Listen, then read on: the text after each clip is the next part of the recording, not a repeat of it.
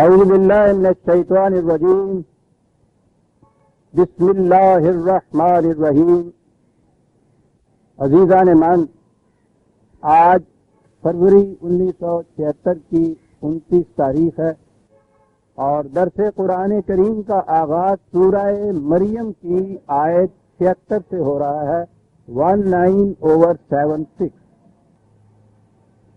سلسلہ کلام یوں چلا آ رہا تھا کہ وہ مخالفین قریش جماعت مومنین کے متعلق یہ کہتے تھے، اور یہ واضح رہے کہ یہ وہ ابتدائی ایام ہے صدر اسلام کے جس میں یہ جماعت ہنوز تعداد میں بھی بڑی قلیل تھی، متاع حیات بھی بہت کم تھا، عام اصطلاح میں ایک کمزور سی ناتواں سی غریبوں کی جماعت۔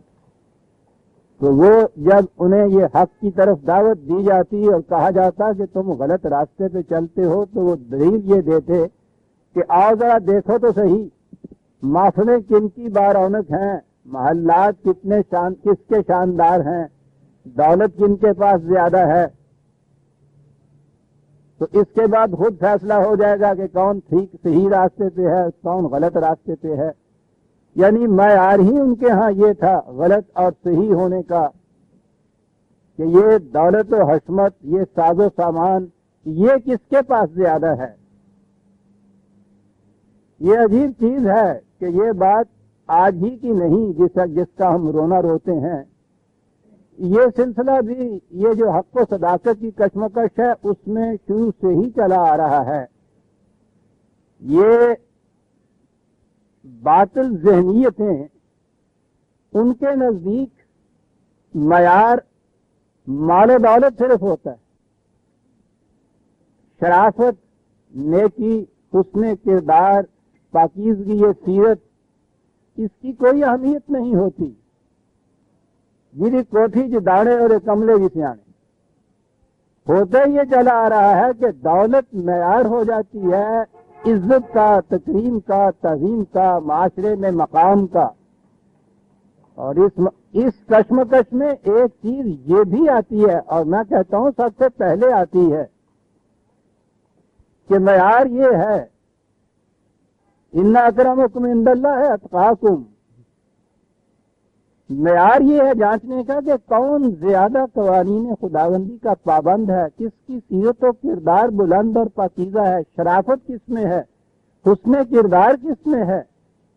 یہ مال و دولت تو ہر طرح سے جمع کیا جا سکتا ہے، اور جب بھی کسی معاشرے میں معیار شرافت کا، بڑائی کا، بلندی کا، عزت کا، شہرت کا، دولت اور صرف دولت کا عرب آ جائے، بدترین قسم کا معاشرہ ہو جاتا ہے۔ پھر عزیزان من، پھر ہر ایک اس حوث میں ہوتا ہے کہ میں دولت کسی طرح سے اکٹھی اور حاصل کر لوں، کوئی طریقہ اختیار کیا جائے۔ اور ہمارا آج کا دور تو اس کی زندہ شہادت ہے۔ ابھی 4 دن پہلے، اور ہم جیسے لوگوں کی تو مشکل یہ ہے کہ ہمارا ماضی ابھی تک اس ماحول کے ساتھ بندھا ہوا ہے، اور حال ہمارا اس ماحول میں ہے۔ ہمارے اپنے زمانے میں، اپنے سے مراد ہے ذرا پیچھے کا جو زمانہ تھا، محلے میں سب سے زیادہ باعزت وہ ہوتا تھا جو سب سے زیادہ شریف انسان ہوتا تھا، جو نیک انسان ہوتا تھا۔ یہ نہیں دیکھا جاتا تھا کہ وہ بڑا امیر ہے، عام طور پہ غریب ہوتے تھے وہ، اور ان کی بڑی عزت ہوتی تھی شریف انسان کی۔ شرافت وجہ تکریم اور عزت کا یہ دیکھتے ہی دیکھتے ایسا جھکڑ چلا ہے کہ شرافت کو اب کوئی پوچھتا ہی نہیں ہے۔ وہ شریف اور دیانتدار آدمی کو تو بیوقوف کہتے ہیں، اور نہ بھی کہیں تو اس کی کوئی پرسش، کوئی عزت نہیں۔ محلے کا وہ چودھری نہیں ہو رہا، محلے کا چودھری وہ گنڈا ہوتا ہے کہ جس کے پاس دولت زیادہ ہو جاتی ہے، معیار دولت ہو جاتی ہے۔ عزیزان من، معاشرہ کی تباہی آ جاتی ہے۔ پھر ساری اقدار یا ویلیوز جتنی ہیں ان کی کوئی قدر و قیمت نہیں رہتی۔ حضرت نوح علیہ السلام کے زمانے سے یہ بات شروع ہوئی، اور پہلی چیز قرآن نے یہ بتائی کہ وہ آگے کہتے یہ تھے کہ یہ تمہارے ساتھی دیکھو تو صحیح، کوئی سبزی بیچتا ہے، کوئی دکانداری کرتا ہے، کوئی چھوٹے چھوٹے کام کر رہا ہے جنہیں ہم کمینے کہتے ہیں. صاحب یہ تو وہ لوگ ہیں کمین ہیں. اور ہماری طرف دیکھیے کہ دولت کن کے پاس ہے، عزت کس کے پاس ہے. اور ہم دیکھ رہے ہیں یہ کشمکش حق و باطل جو انبیاء کرام کے ہر انبیاء کرام کے دور میں جو چلی آئی، اس میں ایک چیز یہ بھی آتی تھی. وہ کہتے تھے کہ معیار جو ہے وہ دولت ہے، اور یہی نہیں کہ معیار عزت و تکریم ہے، بلکہ سچے ہونے کا معیار بھی یہ ہے. آؤ دیکھو ہمارے پاس کتنی دولت ہے. اور اس کے جواب میں یہ کہا جاتا تھا کہ یہ ٹھیک ہے. قرآن نے یہ نہیں کہا کہ دولت وجہ نفرت ہے. اس نے کہا یہ ہے کہ یہ ساری چیزیں انسان کی سیرت و کردار کے تابع رہتی ہیں. نہایت ضروری چیز ہے دولت و ثروت و حشمت اور حکومت، بشرطے کہ یہ مستقل اقدار کے تابع رہیں. پانی اگر کشتی کے نیچے رہے تو کشتی اس کے اوپر چلتی ہے، اس کے لیے ضروری ہے پانی کا ہونا. وہی پانی اگر کشتی کے اندر آ جائے تو کشتی ڈوب جاتی ہے اسی پانی سے جو اس کے لیے وضع عزیز تھا. جب یہ دولت و ثروت حسن کردار کے اوپر غالب آ جائے تو یہ وہ پانی ہے جو کشتی کے اندر آ جاتا ہے. یہاں بھی وہی چیز ہے جو انہوں نے یہ چیز کہی تھی اوپر کے آؤ دیکھو کس کی محفلیں بارونق ہیں، کس کے ہاں مال و دولت ہے. انہوں نے کہا ذرا تھوڑا سا ٹھہر جائیے، یہ ٹھیک ہے کہ ہیں، یہ مہلت کا وقفہ گزر جانے دیجیے درمیان میں، اور معال کار پھر دیکھیے کہ انجام کس کا پھر بہتر ہوتا ہے. اور یہی وہ بنیادی تعلیم ہے قرآن کی، جو وہ کہتا ہے نا کہ یہ مفاد عاجلہ کی طرف جاتے ہیں، پیش کا افتادہ مفاد ابھی حاصل ہو جائے. اوور نائٹ ملینئر بننے والے، ان کا ٹھیک ہے بنا جا سکتا ہے، لیکن ذرا یہ دیکھو کہ معال کار انجام کس کا پھر آخر میں بہتر ہوتا ہے، مستقل اقدار کا ہوتا ہے یا لوٹ مار کا انجام بہتر ہوتا ہے.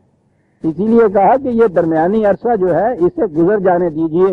اور یہی ایک طرف تو بڑا فریب انگیز بھی ہوتا ہے ان لوگوں کے لیے جو اس طرح سے دولت جمع کرتے ہیں، وہ ہر نت نئے دن دیکھتے ہیں کہ زیادہ ہوتی چلی جاتی ہے. اور ان لوگوں کے لیے ہمت شکن صبر آزما بھی ہوتا ہے، جو محنت کرتے ہیں، مشقت کرتے ہیں، دیانت کی زندگی بسر کرتے ہیں، اور ان کے مقابلے میں ابھی سرے دست پیچھے رہتے ہیں. یہ چیز بڑی ہمت طلب ہوتی ہے، اسی کا نام استقامت ہے. کہا یہ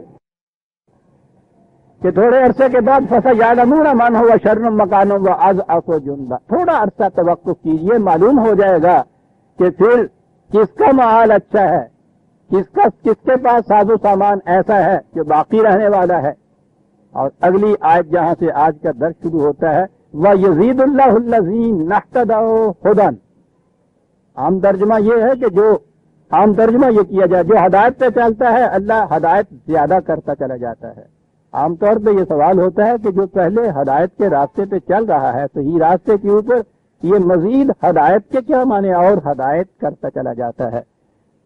ہدا کے معنی ہوتا ہے نمایاں راستوں کا سامنے آ جانا.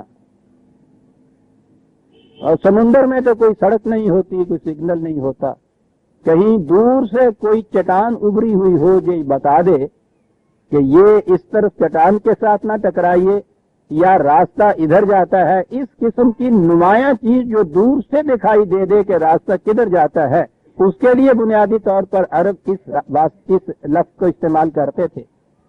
اس کا ترجمہ کشاد کی راہیں ہوتا ہے، کامیابیوں کی راہیں ہوتا ہے. یہ جو اہدنا الصراط المستقیم قرآن کہہ رہا ہے کہ خدا ہدایت دیتا ہے، رہنمائی کرتا ہے، وہ کس چیز کی رہنمائی کرتا ہے؟ کامیابیوں کے راستے کھولتا ہے. اب یہ جو چیز تھی کہ یہ لوگ چل رہے تھے صحیح راستے پہ اور ابھی کامیابیوں کی راہیں نمایاں طور پر ان کے سامنے نہیں آئی تھی، کہا کہ ذرا رکیے. یزید اللہ الذین اہتدوا ہدی، صحیح راستے پہ چلیے اور چلتے جائیے اور پھر دیکھیے کہ خدا کس طرح سے کامرانیوں کی مزید راہیں تمہارے سامنے روشن کرتا چلا جاتا. یہ بڑی عجیب چیز ہے اور یہی وہ چیز ہے جو دوسرے مقام پہ قرآن کریم نے کہی اور بڑی اہم چیز ہے. وہ سورہ عنکبوت میں ہے 29/69، 29/69. والذین جاہدوا فینا لنہدینہم سبلنا، جو لوگ بھی ہماری راہ میں جد و جہد کرتے ہیں، کوشش کرتے ہیں، ہم لنہدینہم سبلنا، ہم انہیں اپنے طرف آنے والے راستوں کی رہنمائی کرتے چلے جاتے ہیں، وہ راستے ان کے سامنے کھلتے چلے جاتے ہیں جو ہمارے تجویز کردہ ہے، جو ہم نے نصب العین مقرر کیے ہیں، ان کی طرف آنے والی راہیں کشادہ ہوتی چلی جاتی ہیں، کھلتی چلی جاتی ہیں۔ اب غور کیجئے کہ پہلی چیز تو صراط مستقیم ہی تو ہے، اور وہ تو ایک ہی راستہ ہے، صراط ہے۔ قرآن کریم نے تو صراط مستقیم کی طرف ہی ہدایت کہی ہے۔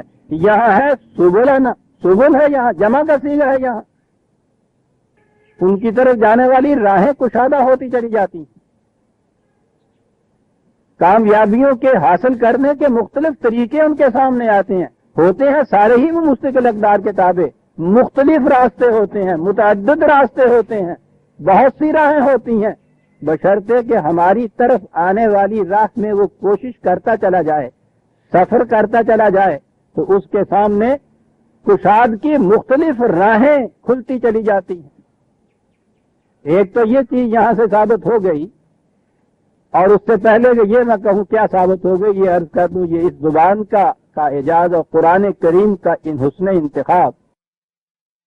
ایک تو ہوتا ہے شاہراہ، ہائی وے جسے آپ کہتے ہیں، وہ بڑی سڑک، وہ جو کلکتے سے پشاور تک کہتے تھے، یا آج بھی ہم جی ڈی روڈ کہتے ہیں جسے، شاہراہ جسے کہتے ہیں، ہائی وے جسے کہتے ہیں، وہ تو صراط مستقیم ہے، وہ تو ایک ہی ہوتی ہے۔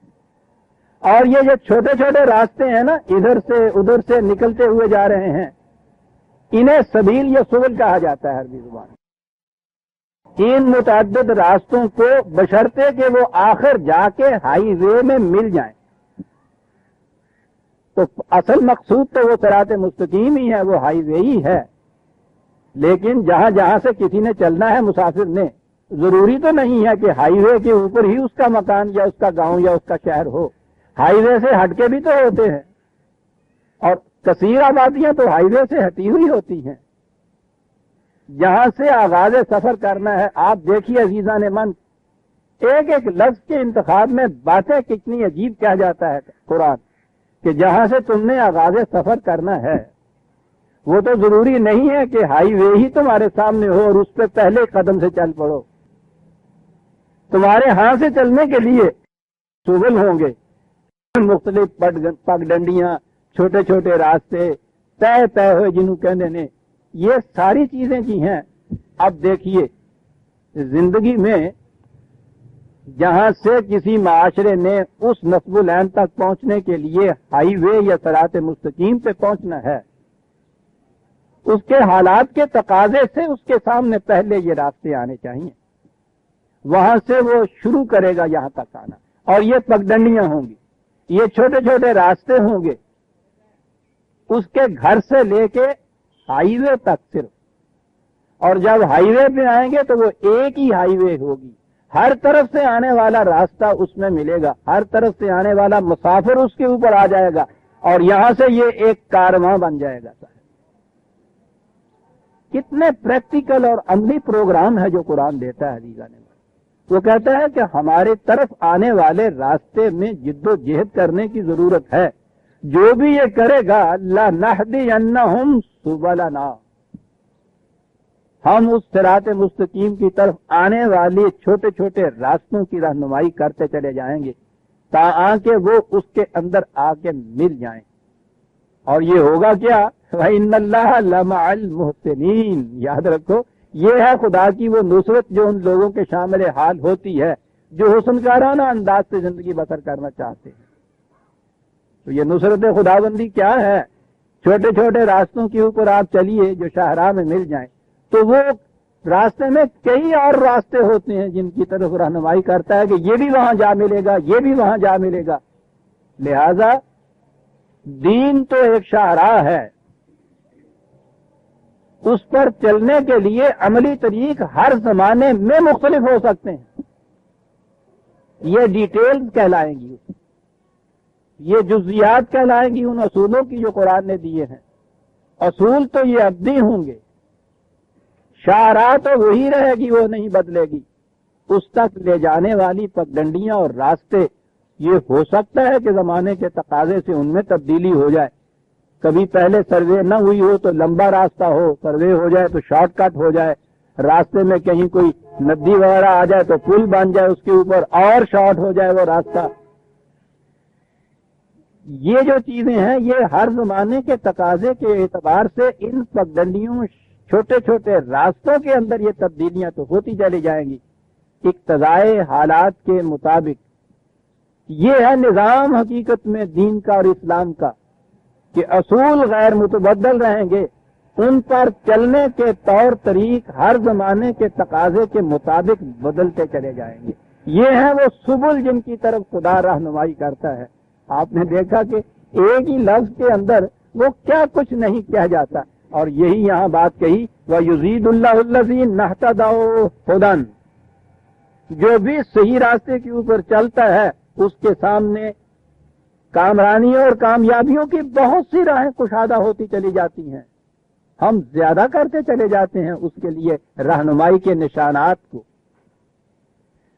اب رہی وہ بات پہلے جہاں سے سلسلہ بات چلا تھا کہ وہ کہتے ہیں کہ یہ دولت اور یہ حشمت آ کے دیکھو، ہمارے ہاں شان و شوکت دیکھنی ہے تو یہاں آ کے دیکھو، اور یہ معیار ہوگا اس بات کے جانچنے کا کہ کس کا راستہ صحیح راستہ ہے، کون حق کے اوپر چل رہا ہے. اس نے کہا یہ ٹھیک ہے، حاصل ہوا ہے تمہیں. والباقیات الصالحات خیر عند ربک ثوابا وخیر مردا. ٹھیک ہے، یہ باقیات عام ترجمہ تو یہی ہوتا ہے باقی، تو وہ جمع تقسیم کرنے کے بعد کچھ جو بچتا ہے ہمارے ہاں اس کو باقی کہتے ہیں. بیلنس کو بھی کہتے ہیں کہ باقی کیا رہا. پھر ہمارے ہاں اس سے آگے بڑھتے ہیں تو فنا کے مقابلے میں لفظ بقا آتا ہے. فنا کے تو معنی ہے فنا، انہیلیشن، ختم ہو جانے والی بات. بقا کے معنی ہوتا ہے باقی رہنے والی چیز. یہ عربی زبان میں ان کے معنی بڑے گہرے اور عظیم چیز ہے جو اس نے کہی ہے. جہاں یہ لفظ قرآن یہ لا رہا ہے اس نے یہ کہا ہے کہ یہاں کی ہر چیز جو ہے وہ فانی ہے. یہ فانی اور باقی جو ہیں یہ تو عربی زبان جاننے والے جانتے ہیں، یہ تو اس فاعل کے سیغے ہیں، اس میں فاعل ہیں. اور یہ تو یہ نہیں ہوتا کہ کسی وقت میں جا کے ایسا ہوگا. عالم ان کے معنی ہیں جو اس وقت بھی علم رکھتا ہے. رازق ان کے معنی ہیں جو اب بھی رزق پہنچا رہا ہے، اس وقت بھی وہ کچھ ہو رہا ہے. کسی چیز کو کہنا کہ یہ فنا ہو رہی ہے، فانی ہے، ہمارے ہاں تو وہ فنا ہوتی ہے جب وہ ختم ہو جاتی ہے چیز، تو فنا ہو گئی فلاں چیز. تو وہ تو کسی آگے جا کے مستقبل کا ایک وقت آتا ہے جس وقت وہ فنا ہوتی ہے. فانی کے تو یہ گرامر کی روح سے اس کے معنی ہے کہ اس وقت بھی کچھ ہو رہا ہے، تو اس وقت وہ فنا کیسے ہو رہی ہے؟ بڑی گہری چیز. فنا کے معنی ہوتا ہے تغیر پذیر، جس میں چینج واقع ہوتا جائے، جس میں تبدیلی واقع ہوتی چلی جائے. اور آپ کے ہاں کی آج کی جو سائنٹیفک اور فلاسفیکل ڈسکوریز اور جتنی معلومات ہیں وہ یہ بتا رہی ہیں کہ سبات ایک تغیر ہوا زمانے میں ہر شے تغیر پذیر ہے. اس میں تغیر واقعہ ہوتا چلا جاتا ہے. کوئی شے، آج وہ کہتے ہیں کوئی شے ایک ثانیہ کے لیے بھی اپنی اس حالت میں نہیں رہتی. بظاہر ہم دیکھتے ہیں ان چیزوں کو، وہ کہتے ہیں کہ ذرا اس کی انالیسس کر کے دیکھیے، اس کی تحقیق کر کے دیکھیے، ان کے اندر اب وہ بات لمبی ہو جائے گی. وہ الیکٹرونز وغیرہ ہوتے ہیں جن سے یہ چیزیں بنی ہوئی ہیں، وہ بجلی کی توانائیاں، بجلی کی لہریں ہوتی ہیں، ان میں ہر آن تغیر ہوتا چلا جاتا ہے. ہر آن آپ اندازہ لگائیے عزیزان من عربی زبان کا اور قرآن کریم کے انتخاب کا. جب اس نے کہا ہے کہ یہاں کی ہر چیز فانی ہے، ہر وقت اس میں تغیر ہوتا چلا جاتا ہے. ہم نے فنا ہونے والی ترجمہ کیا تو پھر انتظار کیا کہ اس وقت تو کچھ نہیں ہو رہا، بس آگے جا کے ایک وقت آئے گا کہ آتی میں عہدہ غائب. فنا یعنی یوں یکدم کوئی چیز ہو جائے گی جیسے فنا. لیکن آپ غور کیجئے یہی میں عرض کیا کرتا ہوں عزیزان من کہ یہ محاورہ عرب بڑی چیز ہے قرآن کے سمجھنے کی، اور قرآن کا اعجاز جو اس نے انتخاب کیا لفظوں، کل من علیہا فان، یہ فان تو یہ کس کے معنی ہے؟ فنا ہو رہا ہے، کل من علیہا فان۔ ہم نے یہ سمجھا کہ ہاں یہاں کی ہر چیز فنا ہو جائے گی، ٹھیک ہے، وہ تو آخری ایک اور چیز ہے، لیکن وہ جو ہے فانن جو وہ کہا ہے کہ ہو رہی ہے یہ فنا، کیا چیز تھی؟ ان لوگوں سے پوچھئے، وہ اپریشیٹ کریں گے کہ قرآن کیا کہا گیا، اور 1400 سال پیشتر کہا گیا، جبکہ مادے کے قدم کے متعلق کے میٹر جو ہے وہ تغیر پذیر نہیں ہے۔ یہ تھا فلسفہ آپ کے ہاں کا چلا آ رہا، یونان کی میٹیریلزم سے یہ چلا تھا، اور اس زمانے میں 1400 سال پیشتر عزیزان من یہ کہنا کل من علیہ فان، یہ فاعل کا صیغہ ہے، فنا ہو رہا ہے۔ سائنس تو یہ کہتی تھی کہ یہ پریزرویشن آف میٹر ہے ہمیشہ، یہ تو فنا ہی نہیں ہوتا۔ یہ سائنس کا یہ مسلمہ ہے اور یہ حقیقت ہے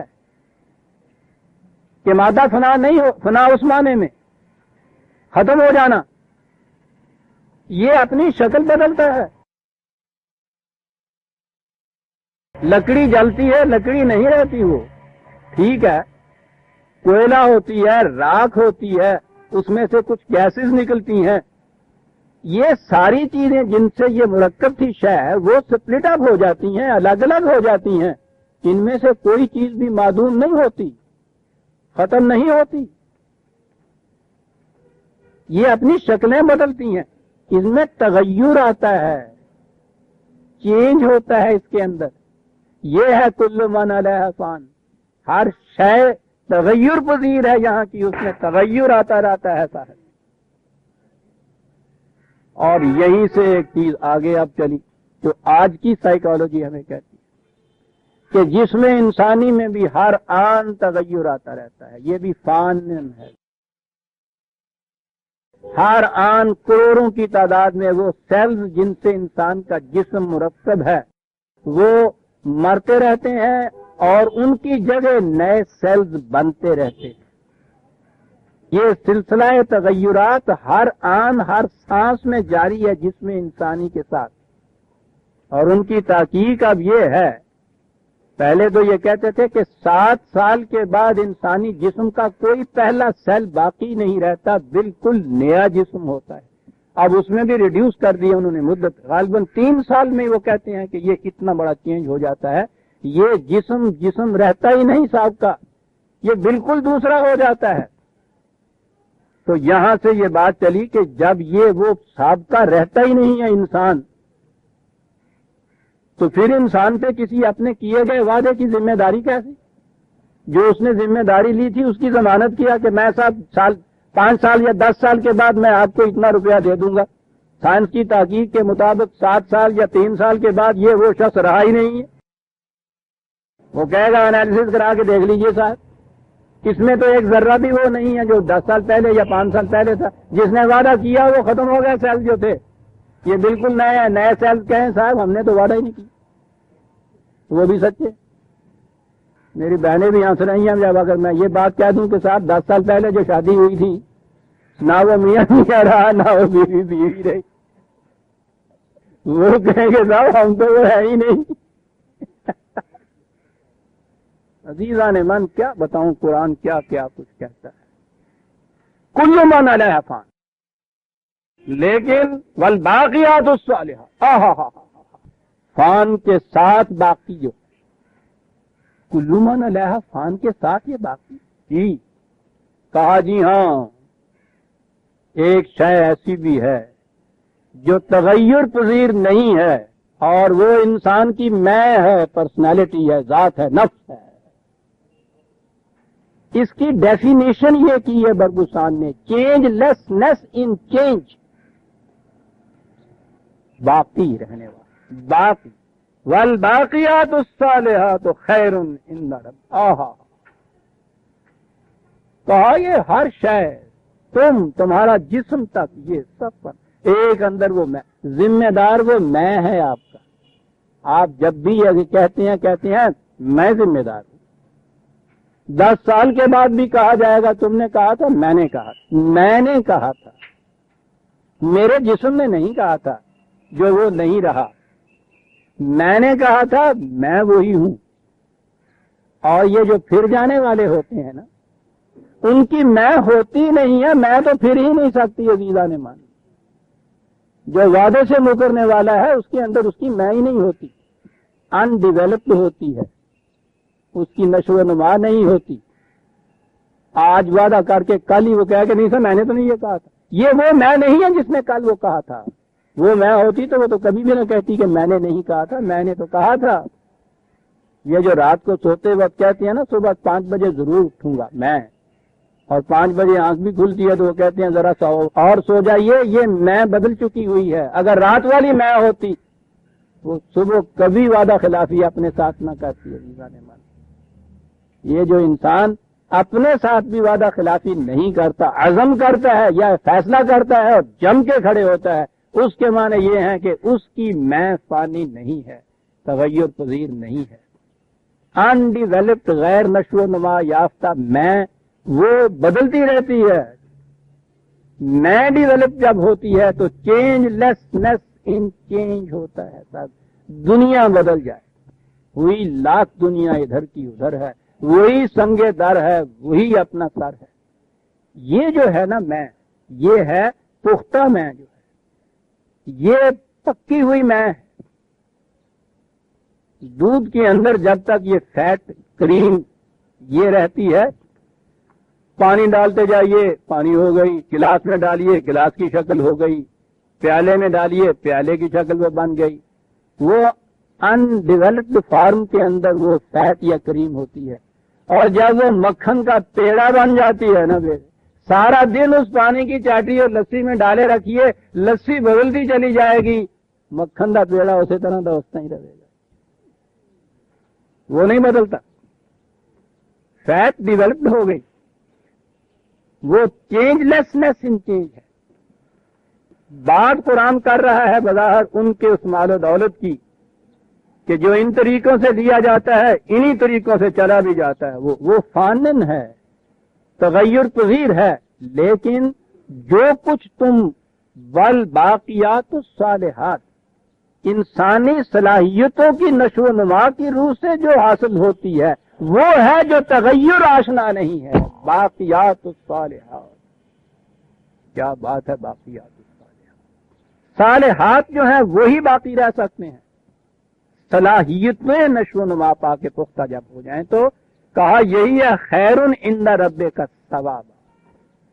یہی ہے تمہارے خدا کے اصول کے مطابق، کے قانون کے مطابق. ابھی عرض کرتا ہوں بہترین ثواب.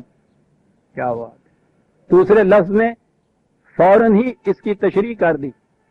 میں نے کہا نا کہ خدا خبیر کا یہ ہے نا کلام، اسے پتا تھا کہ ثواب کے معنی انہوں نے کیا کر لینے، وہی جھٹ سے کہہ دیا وخیر مردہ. کیا بات ہوئی، بہت بڑی بات ہو گئی. اتنی تسبیحیں اس کی دے لیجئے، اتنی دفعہ 33 دفعہ یہ گن لیجئے، 34 دفعہ یہ کہہ لیجئے، 100 دفعہ یہ کیجئے، 1000 دفعہ یہ کر لیجئے، اتنے نفل پڑھ لیجئے. یہ کچھ صاحب یہ کیا ہوگا اس سے کہ جی اس سے ثواب ہوتا ہے.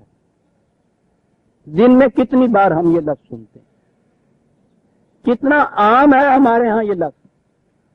اتنا ثواب ہوتا ہے، ہر بات کے متعلق یہ چیز ہے ثواب ہوتا ہے.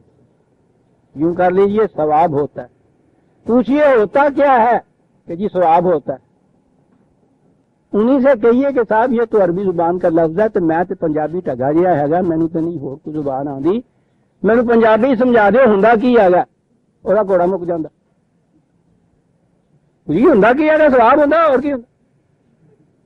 وہ بابا کچھ ہوندا ہے نا، تو جو کچھ بھی ہوندا ہے اتنے انہوں تو سمجھایا جا سکتا پیا ہوندا ہے.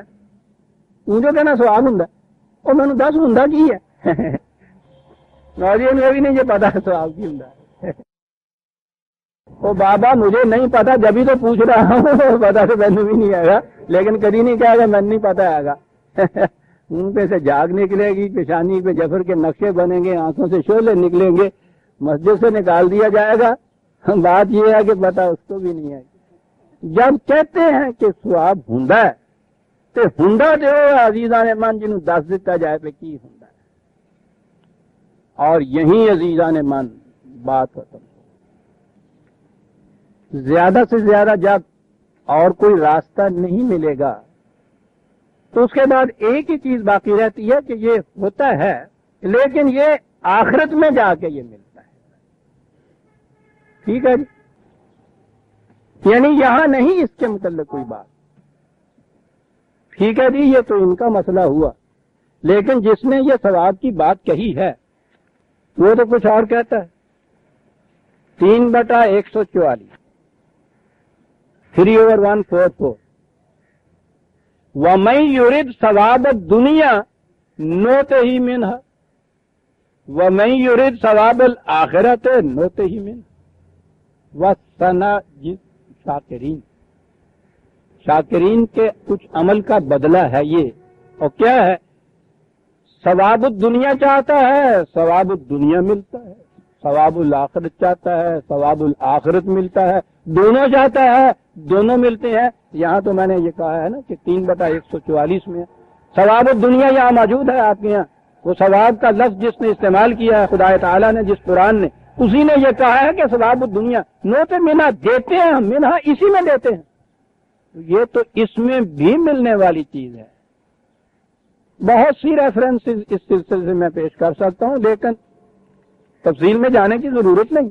وہ تو ایک ہی قرآن کی آیت بات کہہ جاتی ہے. سر من کانا یرید ثواب الدنیا، جو ثواب الدنیا ہی چاہتا ہے، یہ ہی کی بات ہوگی تو اس سے کہہ دو کہ اپنے اس چاہنے کو ذرا اور آگے بڑھائے.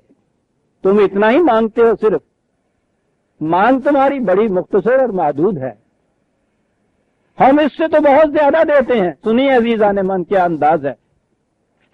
من کانا یرید ثواب الدنیا، جو یہ چاہتا ہے کہ یہی مل جائے مجھے، اس کا بدلہ اس سے کہہ دو فَعِندَ اللَّهِ ثواب الدنیا والآخرہ.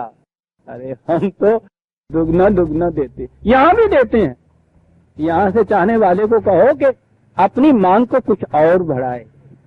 واہ واہ، یعنی ایسا دینے والا بھی کہاں اور ملے گا. ورنہ اگر جو مانگتا ہے کوئی اتنا ہی دے دیا جائے تو یہ بھی بڑی چیز ہوتی ہے کہ صاحب وہاں سے تو جو مانگو ملتا ہے. وہ کہتا ہے کہ تمہاری مانگ مختصر ہے، حد نگاہ تھوڑی دور تک جا رہی ہے. یہ بھی ہم دیتے ہیں. فَعِندَ اللَّهِ ثواب الدنیا والآخرہ، وہاں بھی دیں گے، یہاں تو دیں گے ہی ہم. بات یہ ہو گئی ہمارے سامنے صاحب عزیزان من. ثواب ایک ایسی چیز ہے جو یہاں بھی ملتی ہے، دنیا میں ملتی ہے، آخرت میں بھی ملتی ہے جا کے. وہ کہتا ہے دونوں جگہ ملتی ہے.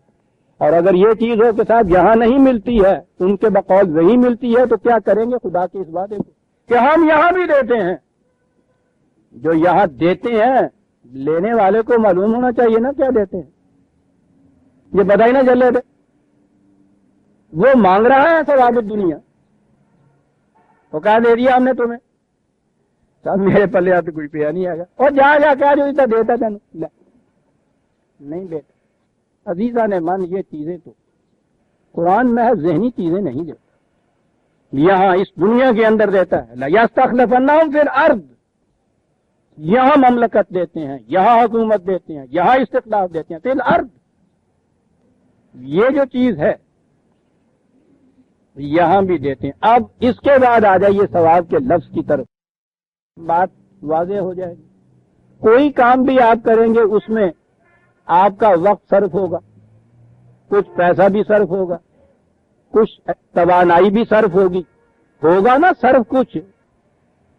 یہ ہوا جسے آپ نے انویسٹ کیا ہے. قرآن کہتا ہے ہمارے ساتھ جو کاروبار کیا، ان اللہ اشتری من المؤمنین انفسهم واموالهم. ٹھیک ہے صاحب، تم نے بیچا ہے یہ کچھ ہمارے پاس، یہ دیا ہے، یہ انویسٹ کیا ہے. اس کی انویسٹمنٹ کی ایک تو یہ ہے کہ وہ دیا، وہ گیا، ختم ہو گیا. ایک یہ ہے کہ انویسٹمنٹ کی ہے، دیا ہے تو اس کی ریٹرن، جو انگریزی زبان کا یہ لفظ کاروباری ہے، ہر کاروبار کرنے والا پہلے یہ کہتا ہے کہ ٹھیک ہے جی یہ بہت اچھا ہے، اتنا انویسٹ کیا، اتنا لگایا، اتنا صرف ہوا، ریٹرن اس کی کیا آئے گی؟ اس کی ریٹرن کیا آئے گی؟ ٹھیٹ لفظ ہے یہ. ان کے ہاں پانی کی تو بڑی قلت ہوتی، کسی جگہ پانی جمع ہو جاتا تھا، اس میں سے اگر پانی وہ لیتے جائیں یا آگے کھیتیوں کو پانی دیتے جائیں، نکلتا جائے پانی، وہ تو ختم ہو جاتا ہے. اس قسم کے وہاں کے پانی کے ذخیرے یا حوض یا تالاب کہ جس میں سے جتنا نکلتا چلا جائے اتنا ہی آتا چلا جائے، اس کو ثواب کہتے. بلا تھی یہ قوم. ریکوپمنٹ جسے آپ کہتے ہیں، جو چیز صرف ہوئی ہے وہ اتنی ریپلیس ہوتی چلی جائے، ملتی چلی جائے. ریٹرن اسے کہتے ہیں نا کہ انویسٹ اتنا کیا ہے، اس میں سے پھر اس میں یافت کیا ہوئے گی، آئے گا کیا، ریٹرن اس کی کیا ہے. ایگزیکٹ لفظ تھا یہ اس کے لیے ثواب. پہلے انویسٹ کرنے کی ضرورت ہے، کچھ صرف کریں گے نا آپ. یعنی پہلی چیز تو یہ ہے کہ بغیر کچھ انویسٹ کیے ہوئے ریٹرن مانگنا تو وہ تو پھر بخشش ہی مانگنے والی گل ہے گی. وہ تو ثواب دیتا ہے. پوچھتا یہ ہے کہ آپ نے انویسٹ کیا کیا تھا جناب، کیا کہہ رہا ہے، اتنے کا اتنا ہی کہا، نہیں خیرن. اور لفظ مرد یہ تو ہے ہی رد سے، اس کے معنی واپس لوٹنا. جتنا انویسٹ کرو گے اس سے بہترین چیز، اس سے زیادہ، یزید ہے نا وہاں پہلے، اس سے زیادہ ریٹرن ہوگی.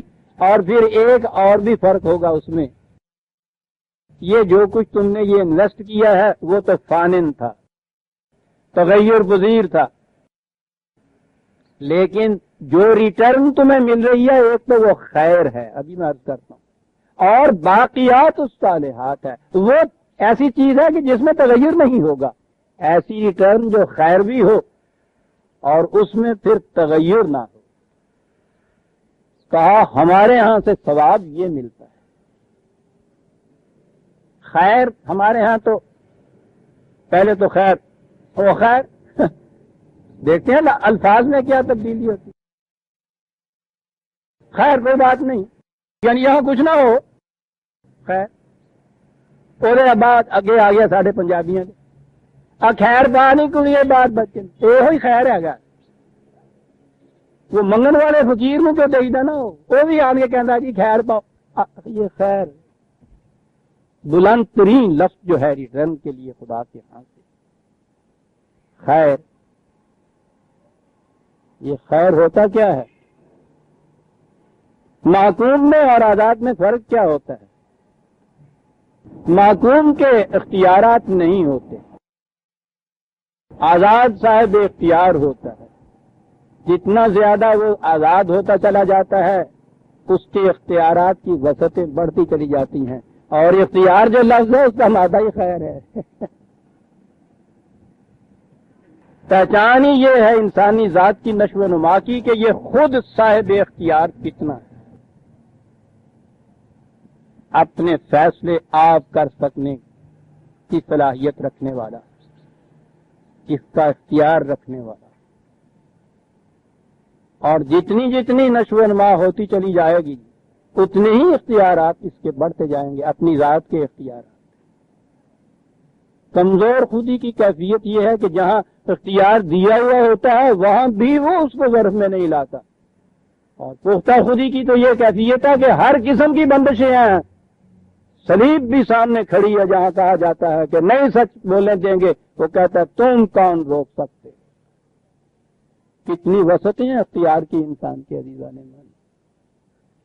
یہ جو پابند سلاسل ہوتی ہے وہ تو ذوق خوردہ خودی ہوتی ہے.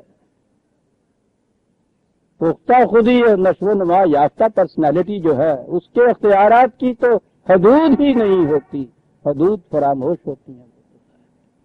اور یہی چیز ہے جو قرآن کہتا ہے کہ لا یکلف اللہ نفسا الا وسعها.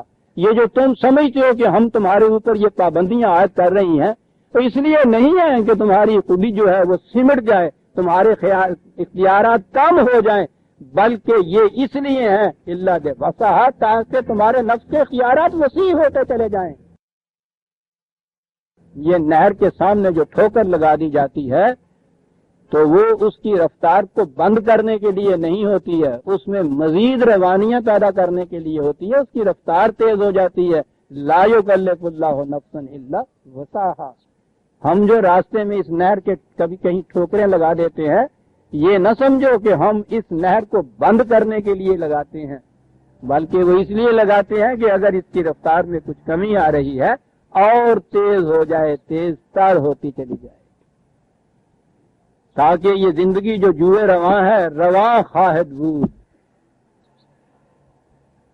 خیر کے یہ معنی عزیزان۔ اب آ گئی وہ بات، کہتے ہیں کہ آئیے دیکھیے ہمارے پاس کتنی مال و دولت ہے، جاہو عزت و شوکت ہے۔ کہا ٹھیک ہے، تھوڑا سا انتظار کرو، یہ مہلت کا وقفہ ہے، جس میں ہم چاہتے یہ ہیں کہ تم اپنی اس غلط روش کو بدل لو۔ باقی رہا معال کار میں تم دیکھو گے کہ جتنا کچھ یہ انویسٹ کر رہی ہے، یہ غریب سی قوم، یہ نادار سی قوم بظاہر جو انویسٹ کر رہی ہے، اس کی ریٹرن دیکھو ہمارے ہاں سے کتنی ملے گی۔ ایسی ریٹرن جو آج تم کہتے ہو کہ ان کے اختیار میں کیا ہے، اختیارات کی وسعتیں تم دیکھو گے، ایران تک اور روما تک جا پہنچے گی، اور وہ پھر وہ ہوں گی باقیات الصالحات، صلاحیتوں کو نشو و نما دے کر وہ شے جس میں پھر تغیر اور چینج نہیں ہوگا۔ جب تک اس پروگرام پر عمل پیرا رہیں گے اس میں تغیر واقعہ نہیں ہوگا۔ قرآن نے جو دوسری جگہ کہا ہے کہ یہ وہ شجر طیب ہے جو بے موسموں بھی پھل دیتا ہے، اس کے پھل دینے کے لیے کوئی موسم بھی متعین اور محدود نہیں ہے کہ کبھی تو پھل لگا ہوا ہو اور دوسرے موسم میں پھل نہ رہے اس کے اندر، یہ بات نہیں ہے، ہمیشہ پھل دیتا رہتا ہے۔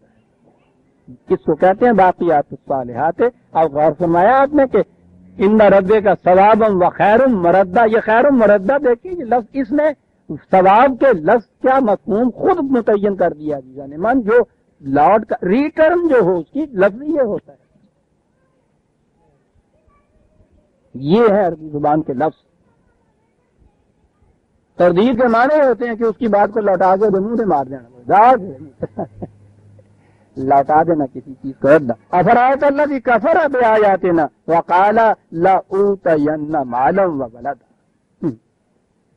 تو ہی قوانین سے انکار کرنا اور اس سے سرکشی برتنا، اور اس کے بعد مطمئن ہونا اور دوسرے کو یہ کہنا، اپنے برسر حق ہونے کی شہادت میں یہ کہنا کہ مال کتنا ہے ہمارا، یہ دیکھیے تو ہمارے افراد خاندان کتنے ہیں۔ یہ چیز جو ہے آج کم سمجھ میں یہ آتی ہے، لفظ تو ولدہ ہی ہوتے ہیں، تو شروع سے یہ چیز آتی ہے کہ یہ مخالفین ہمیشہ یہ کہتے تھے کہ دیکھیے ہمارے پاس مال و دولت کتنی ہے، اور ہمارے ولد کا ترجمہ ہم نے صرف اولاد کر لیا کہ ہماری اولاد کتنی ہے۔ یہ اس لیے لفظ استعمال ہوتا ہے کہ یہ قبیلے کی زندگی جب تھی نا، قبائلی زندگی انسانوں کی ابتدائی، تو قبائلی زندگی میں ایک خاندان ہوتا تھا، خاندان کے افراد یا خاندان مشتمل ہوتا تھا اپنی ہی اولاد کے اوپر، اس قبیلے یا اس گھرانے کی جو اپنی اولاد ہوتی تھی وہی ہوتی تھی قبیلہ جس سے بن جاتا تھا، تو جن کے ہاں زیادہ اولاد ہوتی تھی ان کا قبیلہ بڑا ہو جاتا تھا۔ اور اس زمانے میں جو لڑائیاں ہوتی تھی، جھگڑا ہوتا تھا یا جو وقت ہوتی تھی، وہ قبیلے کے افراد کی گنتی پہ ہوتی تھی۔ بڑا قبیلہ ہے ان کا صاحب، بہت بڑا۔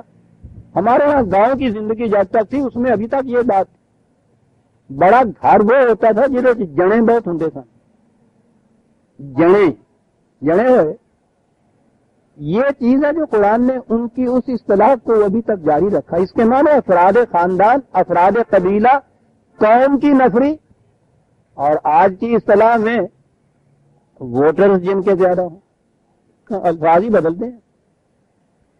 گنتی تو آج بھی بڑی اہمیت رکھ رہی ہے ان کی، لیکن یہ باطل کے نظام ہے عزیزان من، جس میں افراد کی کثرت، گنتی کی کثرت، یہ وجہ ہو جائے کسی کے برسر حق ہونے کی۔ جو حق کی آواز لے کے اٹھتا ہے اس کی تو کیفیت یہ ہوتی ہے کہ اس کا اس وقت سیکنڈ کرنے والا بھی کوئی نہیں ہوتا. ووٹ دینے والے تو ایک طرف رہے، جب اس حق کی آواز کو بلند کرنے والے خیر زمان نے یہ کہا تھا کہ انا اول المسلمین، یہ پہلا اعلان ہے نبی اکرم صلی اللہ علیہ وسلم. ایک شخص ساری اس کرۂ ارض کے اوپر حق کی آواز بلند کرنے والا، سیکنڈ کرنے والا بھی کوئی نہیں ہے، اور وہ یہ شخص فخر سے کہتا ہے انا اول المسلمین، میں نے تو اس وقت اس کی آواز بلند کی تھی جب دوسرا سیکنڈ کرنے والا بھی میرے ساتھ نہیں تھا. قرآن کہتا ہے اسی رسول کو کہ یاد رکھو، اگر اکثریت جو ہے اس کو تم نے معیار صداقت قرار دے دیا تو بس گئے پھر تم اس کے اوپر. دنیا کی اکثریت تو باطل کے اوپر گنتی نہیں ہے عزیزان من. یہاں یہ جو ہے مغرب کا جمہوری نظام، اسی کے لیے اقبال نے کہا کہ یہ باطل اس لیے ہے کہ اس میں بندوں کو گنا کرتے ہیں، تولا نہیں کرتے. قرآن وزن کہتا ہے کس کا زیادہ ہے، من ثقلت موازینہ، وزن کس کے ہاں کا زیادہ ہے، گنتی کا شمار نہیں. اسی لیے اس نے یہ چیز کہی کہ یہ چیز، یہ کہتے ہیں دولت بھی ہے، اور دیکھیے افراد ہمارے ہاں کتنے ہیں، پارٹی میں ووٹنگ سٹرینتھ ہماری کتنی ہے. یہ ہے آج کی اصطلاح میں غلط کا ترجمہ. کہا کہ یہ چیز جو تم کہتے ہو کہ اسی لیے ہمیشہ کے لیے یہ اقتدار ہمارے پاس ہی رہے گا. اطلع الغیب ام اتخذ عند الرحمن عہدا، ان سے پوچھیے کہ کیا ان کو کوئی غیب کی خبریں مل رہی ہیں، مستقبل کی باتیں جانتے ہیں یہ کہ آج بھی یہ ہے اور مستقبل کے اندر ہمیشہ کے لیے یہی رہے گا؟ ہے کوئی ذریعہ ان کے پاس، یا خدا سے کوئی انہوں نے پٹا لکھوا رکھا اس بات کا کہ تمہارے نام ہمیشہ کے لیے یہ دوامی ہبا کر دیا ہم نے؟ ہے کوئی اس قسم کی چیز ان کے پاس؟ دونوں ہی باتیں. انسان نہ تو مستقبل کا علم رکھتا ہے اور نہ اس قسم کی حاصل شدہ چیزیں جو ہوتی ہیں اس کے لیے خدا نے کوئی ضمانت دے رکھی ہوتی ہے کہ یہ ہمیشہ اسی طرح سے رہیں گی. وہ تو ابھی ابھی کہہ رہا ہے کہ یہ تو عاجلہ ہے، بدلنے والی ہے، فانن ہے، ہمیشہ کیسے رہیں گی؟ کلا، کیا بات ہے انکار کی بھی. بڑے زور کا لفظ ہوتا ہے یہ، بڑا اور کلا کے لفظ جو ہوتے ہیں. ہرگز نہیں، جو یہ کہتے ہیں ایسا نہیں ہے، بالکل غلط کہہ رہے ہیں. سنکتب ما یقول ونمد له من العذاب مدا، یہ مہلت کا وقفہ ہے، لمبا ضرور ہو رہا ہے لیکن ان کے گلے میں ایک رسی پڑی ہوئی ہے جو کھینچ کے ان کو تباہی کی طرف لیے چلے جا رہی ہے.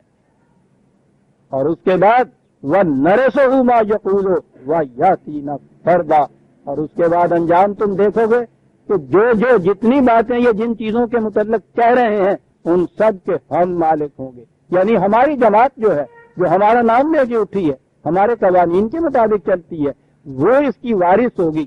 پچھلی دفعہ میں نے عرض کیا تھا کہ عربی زبان میں وارث مالک کو کہتے ہیں. اب ہمارے ہاں تو وارث وہی ہے جو مرنے کے بعد ہوتا ہے، ہم اس کے وارث ہوں گے. اور یہ تو ہر اضافی چیز جس کو یہ میری کہا جاتا ہے وہ سب یہاں چھوڑ جائیں گے اور تنہا میں ان کی ہمارے سامنے آئے گی. میں نے اس سے پہلے بھی ایک آدھ درس کے اندر یہ عرض کیا تھا کہ قرآن کریم نے مختلف مقامات پہ کہا ہے وَلَقَدْ جِئْتُمُونَا فُرَادًا، اور یہ معنی نہیں ہے کہ ایک ایک فرد ہمارے پاس آئے گا اور بڑی عظیم چیزیں وہ کہہ جاتا ہے. صاحب ہر وہ شے جسے تم میری کہتے ہو وہ فانن ہے، وہ موت کے ساتھ یہاں رہ جاتی ہے. میری دولت، میرا مکان، میری جائیداد، میرا بھائی، میرا باپ، میری اولاد، میری بیوی، میرا سب کچھ ہے، حتیٰ کہ میرا جسم، اور یہاں تک کہ میری جان بھی. یہ میری جو کہہ رہا ہے یہ کون میں ہے جو کہہ رہا ہے یہ میرا سب کچھ؟ کون کہہ رہا ہے؟ یہ وہ میں ہے جس کو کہا تھا. کہا یہ جسے تم نے میرا یا میری کہا ہے وہ سب یہاں، اور یہ جو میں ہے تمہاری وہ ہمارے سامنے آئے گی. تمام اعمال کی ذمہ دار انسان کی میں ہوتی ہے عزیزان من، جسم نہیں ہوتا. اگر جو چوری یہ ہاتھ کرتا ہے سزا اس ہاتھ کو نہیں، سزا اس میں کو ملتی ہے جس کا جو ذمہ دار ہے اس کی. وہ کہا کہ فرادا، یہ سب چیزیں جتنی تمہارے ہاں کی اضافی ہیں وہ ختم ہو جائیں گی. باقی رہنے والی شے تمہاری ذات نشو و نما یافتہ جو ہے، جو غیر متبدل ہے، جس میں تغیر نہیں ہے، وہ ہمارے سامنے آئے گی. وَاتَّخَذُوا مِن دُونِ اللَّهِ آلِهَةً لِيَكُونُوا لَهُمْ عِزًّا. یہ جو بڑے بڑے صاحب اقتدار ہیں نا، یہ ان کے مقرب بنتے ہیں، ان کو صاحب اقتدار مانتے ہیں تاکہ ان کے ہاتھ سے ان کو تقویت ملے. یہ بڑی پارٹیوں کے ساتھ اسی لیے شامل ہوتے چلے جاتے ہیں کہ ان کے ساتھ لگنے سے، لکڑی کے ساتھ لگنے سے لوہا بھی تیرے گا، عزت ملے گی، تقویت ملے گی. اپنے اندر نہیں ہوتی تقویت، کسی سہارے سے طاقتور بنتے ہیں. کہا یہ ان سہاروں سے کے ساتھ وابستہ ہو کے سمجھتے ہیں کہ ہم میں یہ طاقت آ گئی. کیا بات ہے! سَيَكْفُرُونَ بِعِبَادَتِهِمْ وَيَكُونُونَ عَلَيْهِمْ ضِدًّا. ان کے ساتھ چلتے جاؤ گے تو وہ ٹھیک ہے چلتے ہوئے، ذرا سا بھی دیکھا انہوں نے تمہاری آنکھ کے اندر ذرا سا بھی تغیر، تو ایسی مخالفت کریں گے کہ جتنی قوت آج باقی ہے نا یہ بھی ختم ہو جائے گی. یہ ہیں وہ سہارے. قوت چاہتے ہو تو اپنے اندر پیدا کرو، سہارے سارے ٹوٹ جائیں گے. کہا یہ جو اس وقت نظر آتے ہیں تمہاری مخالفت پہ بہت آگے بڑھنے والے، أَلَمْ تَرَ أَنَّ أَرْسَلْنَا الشَّيَاطِينَ عَلَى الْكَافِرِينَ تَعُزُّهُمْ عَزًّا. یہ ان کے بڑے بڑے سرغرے جو ہیں، لیڈرز جو ہیں، وہ ان ماسز کو اکساتے رہتے ہیں، ایجیٹیٹ کرتے رہتے ہیں. چلو آگے، الٹاؤ ان کو، کرو تباہ، یہ توڑ پھوڑ سوات. یہ سرغنے شیاطین ان کو یہ کہتا ہے بھڑکانے والے. کیا لفظ استعمال کر جاتا ہے، ساری ایجیٹیشنیں ہوتی اس میں. یہ ماسز آپ نہیں ابھرتے، جن کو بھڑکایا جاتا ہے. کہتا ہے یہ بھڑکانے والے جو ہے یہ بھڑکاتے چلتے. فَلَا تَعْجَلْ عَلَيْهِمْ. گھبراؤ نہیں، جلدی نہ کرو، کوئی بات نہیں. ابال ہے سوڈا واٹر. انما نعد لهم عدا. ہم تو یہ ترجمہ بڑھتے ہی، ہم تو ان کے گنتی کے دن پورے کر رہے ہیں. وہ جو محاورہ ہے نا، گنتی کے دن پورے کر رہے ہیں. مہلت کے وقفے کا یہ ہے. یوم نحشر المتقین علی الرحمن وفدا ونسوق المجرمین الی جہنم وردا. ہاں، آئے گا وہ مکافات عمل کا، ظہور نتائج کا وقت. اس میں کیا صورت ہوگی؟ متقین نحشرہم، وہ بھی ایک گروہ، ایک جماعت. میں نے پچھلی دفعہ عرض کرتے ہیں نا کہ قرآن نے یہ کہا کہ زمرن ہوتے ہیں. جنت میں بھی جماعت جاتی ہے. وہ کہا کہ جس دن معاشرین متقین کو جائیں گے گروہ بنا ہوا رحمان کی طرف. رحمان کا لفظ بھی ہے، اور لفظ وفدن. کیا بات ہے! میں نے پچھلی دفعہ کہا تھا، قرآن نے کہا تھا کہ یہ کچھ ایسے ملے گا جیسے مہمان کی میزبانی کی جاتی ہے. جنت یوں دی جائے گی، ہماری طرف سے وہ میزبانی ہوگی تمہاری، تم ہمارے مہمان ہوگے. تو مہمان کی تو بڑی عزت کی جاتی ہے. اتنا ہی نہیں کہ روٹی پراٹھے پکائے جانے میں عزت بڑی کی جاتی ہے. یہاں وفد کا لفظ، ہمارے ہاں تو پھر وفد کے معنی کچھ اور ہو گئے. یہ ان کے ہاں بڑا ہی عزت و تکریم کا یہ لفظ ہوتا تھا. عزت، بلندی، تکریم، عزت گروہ کی، ایک فرد کی نہیں. ایسا گروہ جس پورے گروہ کی عزت کی جائے، سرفرازی اور بلندی ان کے حصے میں ہو، آؤ بھگت ان کی جائے، بہترین ساز و سامان ان کے لیے مہیا کیا جائے، نشو و نما کے سامان دیے جائیں. سب کچھ ایک لفظ کے اندر آ جاتا تھا، وفد کے لفظ کے اندر. متقین وقت کی صورت میں رحمان کے ہاں مہمان جائیں گے، اور وہاں ان کی اتنی عزت اور تکریم اور ساز و یراق ہوگا تصور میں نہیں آ سکتا. اور اس کے مقابلے میں مجرمین جو ہیں، ہاں لفظ تو عجیب، ہانکے جائیں گے جسے کہتا ہے نا، ہانکے جائیں گے. کبھی وہ دیکھ لیجیے. اور وردہ کا لفظ یہاں آیا گھاٹ کی طرف لے جانے والی چیز، بڑی چیز ہے. یہ ٹھیک ہے، وہ چرواہا وہ پیچھے سے مویشیوں کو ہانک کے ہی لے جاتا ہے اس طرف. لفظ وردہ یہاں آیا ہے، میں نے کہا تھا اس کے معنی گھاٹ ہوتا ہے جہاں پانی پینے کے لیے لے جایا جائے. در حقیقت ان کی جو عطش درون ہے، اندر کی پیاس ہے، وہ ان کو کھینچ کے لیے چلی جا رہی ہوتی ہے. جو پیاسا نہیں ہوتا جانور مصیبت ہوتی ہے اس کو گھاٹ تک لے جانے کے لیے، وہ مار کے ادھر کرے وہ ادھر نکل جاتا ہے، اور جس کے اندر یہ چیز موجود ہوتی ہے وہ تو رسیاں توڑا کے بھی چلا جاتا ہے صاحب اس پر۔ تو یہ جو کہا ہے مجرم، یہ جو عذاب کے لیے ان کے اپنے اندر ایک چیز کشش کی ہوتی ہے جو ان کو عذاب کی طرف کھینچ کے لیے چلی جا رہی ہوتی ہے، صاحب بظاہر نظر آتا ہے کہ کوئی ہانک کے لیے جا رہا ہے، وہ تو ان کے اندر کی چیز جو ہوتی ہے وہ کھینچ کے لیے جا رہی ہوتی ہے۔ اور عزیزان من، یہ تو سمجھانے کی ساری باتیں ہیں نا، محفوظ الفاظ، محفوظ انداز، ورنہ اس نے تو کہا تھا کہ نار اللہ موقدۃ اللہ کی تطلع الافئدہ، وہ جہنم کے جس کی آگ کے شعلے دلوں کو لپیٹ لیتے ہیں۔ مجرم تو تباہیوں کی طرف کھینچے چلا جاتا ہے، کھینچا چلا جاتا ہے۔ لا یملکون الشفاعۃ، خیر ہے دل کے، پھر شاید کوئی مشکل مقام آیا، بہت مشکل مقام آیا، کسی کی شفاعت کام نہیں دے سکے گا، شفاعت کر ہی نہیں سکے گا۔ کیا چیز ہے یہ؟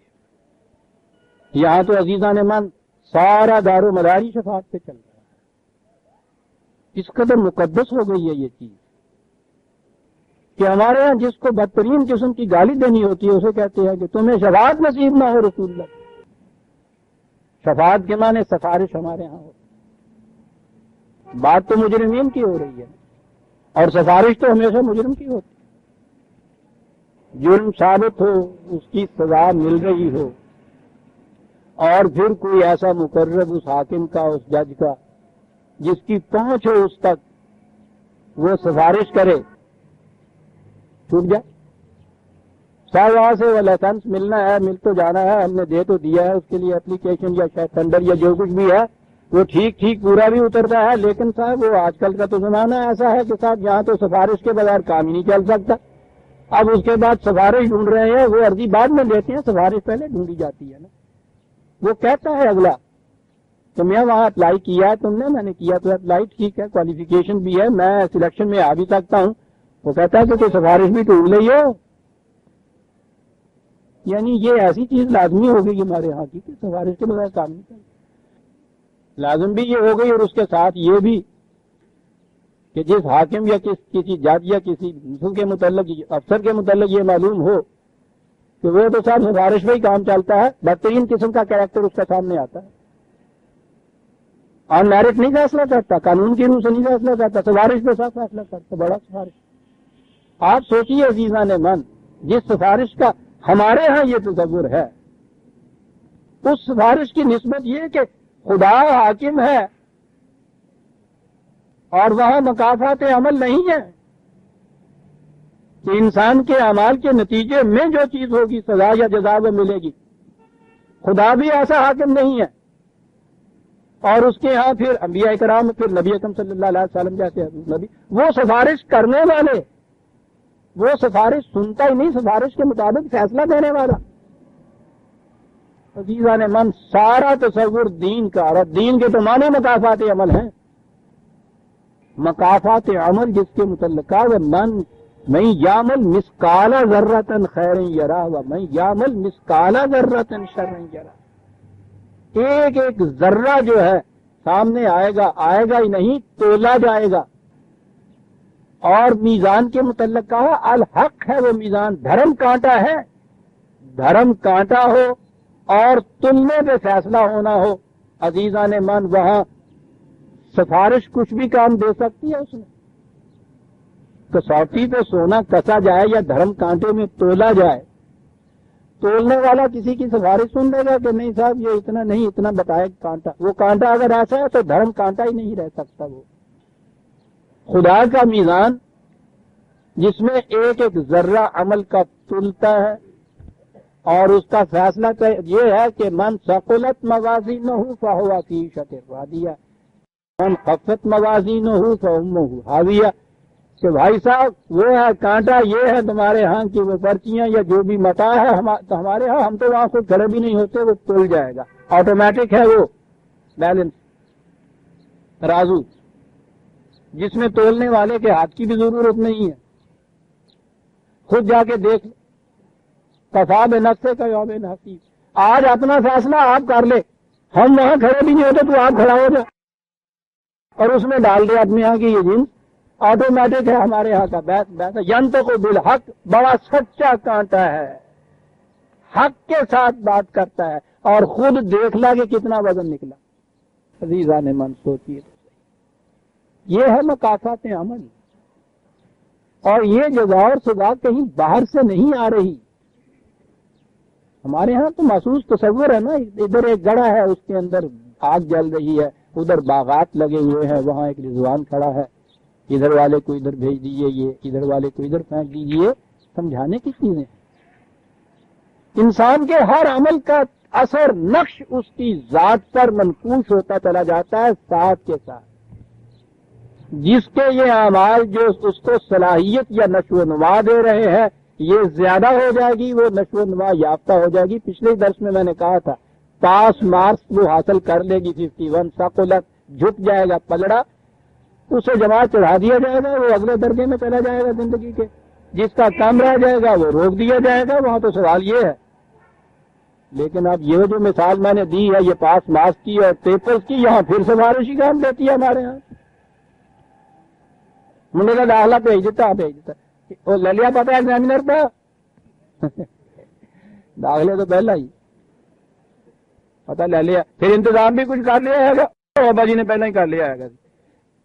تو اینے ناغے بھی کیتے، حاضریاں بھی پوریاں نہیں سن، وہ بھی پوریاں کروا لیا سن انہوں نے۔ امتحان نے دینا تو کرتا پھر پیو ہو گیا ہے انتظام۔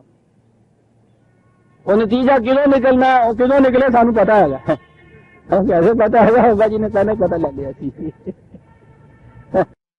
عزیزان من، خدا کے ہاں یہ چیز نہیں، مثقال ذرۃ شعر، لہذا اصولاً ہی یہ بات ہے کہ جو تصور ہمارے ہاں شفاعت کا ہے، وہ تصور تو بالکل بنیاد اور اصل جو ہے دین کی، اس کے خلاف جاتا ہے، خلاف ہی نہیں جاتا، ساری عمارت ہی ڈھا دیتا ہے۔ خدا کے متعلق تصور بڑا باطل ہو جاتا ہے کہ وہ سفارشیں مان کے پھر مجرموں کو جنت میں بھیجے، اور حضور نبی اکرم صلی اللہ علیہ وسلم یا انبیاء کرام کے متعلق کہ مجرم کی سفارش کریں گے کہ معاذ اللہ معاذ اللہ۔ اور ایک ہی لفظ میں بات صاف ہو جائے گی عزیزان ایمان، سارے قرآن میں نبی اکرم صلی اللہ علیہ وسلم کے متعلق شفیع کا لفظ نہیں آیا۔ شفیع المذنبین تو ہم نے یہ قائم کیا ہے۔ یہ ہوتی کیا ہے شفاعت؟ عربی زبان میں دو لفظ ہے، ایک وتر ہے، ایک شفا ہوتا ہے۔ ایک تو تنہا ہوتا ہے، شفا کے معنی ہوتے ہیں دو ہو جانا، کسی کے ساتھ کھڑے ہو جانا دوسرا آدمی۔ یہ حق شفا آپ نے دیکھا نا، یہ شفا وہی ہے۔ یہ مکان بک رہا ہو تو وہ قانون بھی آپ کو یہ دیتا ہے، فقہ میں ہمارے ہاں یہ چیز آ جی کہ جو اس کے ساتھ کھڑا ہو نا وہ مکان والا، اس کا حق فائت ہو جاتا ہے۔ اسی واسطے اس کو شفا کہتے ہیں۔ جس کی ساتھ جائیداد لگتی ہو، زمین بک رہی ہو، جس کی ساتھ زمین ہو، اس کا حق زیادہ ہوتا ہے، اسے حق شفا کہتے ہیں کہ وہ ساتھ ہوتا ہے اس کے کھڑا ہوا۔ اس کے معنی ہوتے ہیں کسی کے ساتھ کھڑے ہو جاتا ہے۔ یہاں بھی جو جسے کہتے ہیں نا تعاون علی البر والتقوی، بر و تقوی کے کاموں میں دوسرے کی معاونت کیا کرو، اسے ہی کہتے ہیں نا کہ بھئی جو سچائی کے کام میں کھڑا ہو اس کے ساتھ کھڑے ہو جایا کرو۔ یہ ساتھ کھڑے ہو جانا اس کی سفارش کرنے کی بات ہے، ان کاموں میں اس کی مدد کیا کرو۔ یہ چیز، یہ جو مدد ہے، اس مدد کے لیے کئی طریقے ہوتے ہیں۔ قرآن کریم نے بات تو وہ بتائی ہے مقاصد عمل کی، لیکن سمجھانے کی خاطر قرآن نے اسے نقشہ عدالت کا ہی دیا ہے۔ عدالت ہے، وہاں جج کھڑا ہے، مجرم کو لایا جاتا ہے، ہتھکڑیاں پہنائے ہوئے، آگے سے بھی وہ کھینچ رہے ہیں، پیچھے بڑے بھاری مجرم ہے نا یہ ڈاکو، پیچھے بھی ہوتا ہے وہ سپاہی بھاگ نہ جائے، دھکیلنے والا، یہ سب کچھ وہاں کھڑا ہوتا ہے۔ اور ساتھ کون سے ہوتے ہیں سر؟ گواہ بھی بلائے جاتے ہیں، انہیں شاہد کہا جاتا ہے۔ مجرم کے حق میں بھی تو گواہی دی جاتی ہے نا، مجرم کے حق میں گواہی دینے والا وہاں عدالت کے کٹہرے میں اس کے ساتھ کھڑا ہو جاتا ہے۔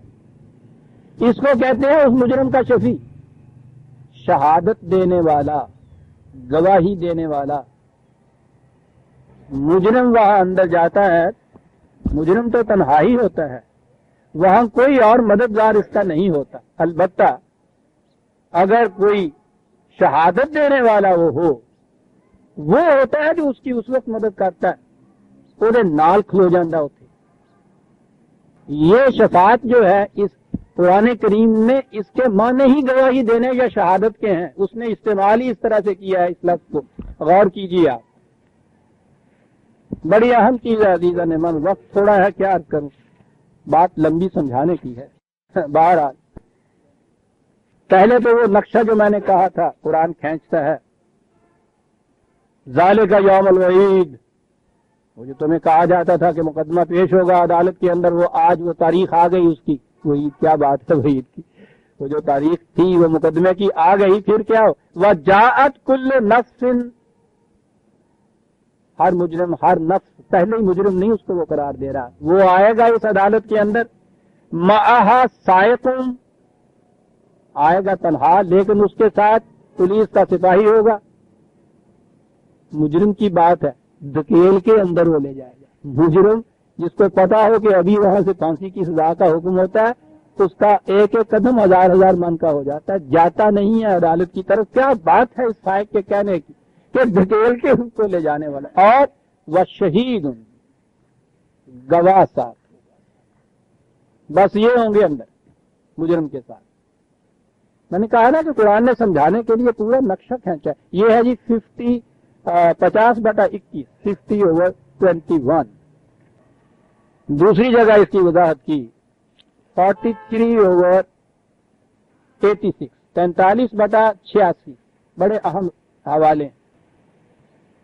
وَلَا يَمْلِكُ الَّذِينَ يَدْعُونَ مِن دُونِهِ الشَّفَاعَةَ، یہ جو اپنے ذہن میں سمجھے بیٹھے ہیں کہ وہ سفارش کر دیں گے، وہ شفاعت کر دیں گے، قطعاً غلط ہے، یہ سوال ہی نہیں ہے۔ کہا کہ شفاعت چیز ہے ایک، وہ کیا چیز ہے؟ الا، صرف وہ ہوں گے جو کھڑے ہو سکیں گے یا مدد دے سکیں گے، الا من شہد بالحق، شہد بالحق، خود بتا دیا شفاعت کا لفظ لا کے، الا من شہد بالحق، بجوز اس کے کہ جو حق کی گواہی دے۔ اور بڑی عجیب چیز ہے، وَهُمْ يَعْلَمُونَ، پہلی چیز تو ہے کہ اس کو براہ راست علم ہو، ہوتے ہیں نا کہ جی میں سنیا سی بڑا نیک آدمی ہوں، سی بالکل نہیں۔ قانون شہادت میں بھی عزیزان مان اس گواہی کو تسلیم ہی نہیں کیا جاتا، جو دوسروں کے علم پہ مبنی ہو، شاہد کا اپنا علم ہونا چاہیے۔ کیا بات ہے، شہد بالحق وہم یعلمون، ذاتی علم ہو اس کے متعلق، اور شہادت دے حق کے ساتھ، یہ شفاعت ہے جو منظور کی جائے گی ہمارے ہاں۔ اور اسی لیے نبی اکرم صلی اللہ علیہ وسلم کو شاہد و مبشر و نذیرہ کہا گیا ہے، شہیدن کہا گیا حضور کو۔ فذالک جعلناکم امۃ وسطا لتکونوا شہداء علی الناس ویکون الرسول علیکم شہیدا، حضور شہید ہیں، شاہد ہیں۔ قرآن کریم میں ہے کہ ہم اور سوال کرنے کے علاوہ رسولوں سے یہ پوچھیں گے کہ تم نے اپنی دعوت ان تک پہنچائی تھی؟ جی پہنچائی تھی۔ انہوں نے کیا جواب دیا تھا اس دعوت کا؟